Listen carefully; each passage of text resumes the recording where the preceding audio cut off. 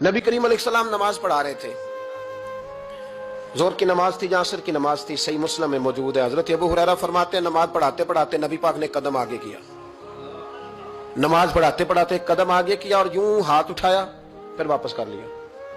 अब नमाज पढ़ के ना तो सलाम फेरा तो सहाबा अर्ज करने लगे या रसूल अल्लाह सल्लल्लाहु अलैहि वसल्लम, वो नमाज में पैर भी आगे किया तो हाथ भी उठाया, तो वजह क्या थी? अब पहला सवाल तो यह है कि आप लोग नमाज पढ़ रहे थे या हुजूर को देख रहे थे?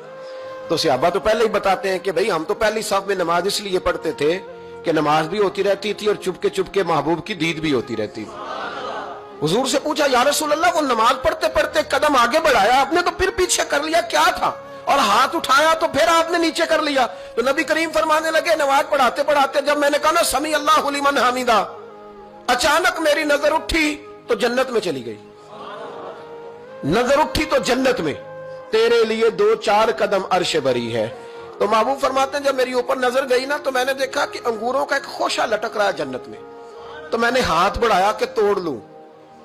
हुजूर खड़े हैं मस्जिद नबवी में और फरमाते हैं कि मैं यहां खड़े होकर हाथ ऊंचा करूं तो मेरा जन्नत तक पहुंच जाता है। फरमाया मेरा इरादा हुआ कि वो खोशा जन्नत का तोड़ लूं और जरा मैंने पैर आगे बढ़ाया ही था तो मेरे दिल में ख्याल आया कि जन्नत राज है तो राज ही रहनी चाहिए, ये राज खोल गया तो मजा नहीं आएगा।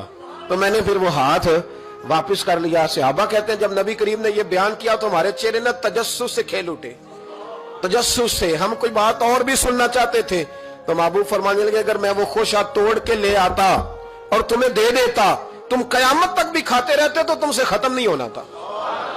ये सही मुस्लिम की हदीस है। ओ भाई, मेरे रसूल करीम के वाक़या में राज पे शिकवा करना, कहना समझ में नहीं आती कैसे गए थे। तो तू जो चाहे तो हर शब हो मिसाले शबे असरा, इसलिए कि तेरे लिए 2-4 कदम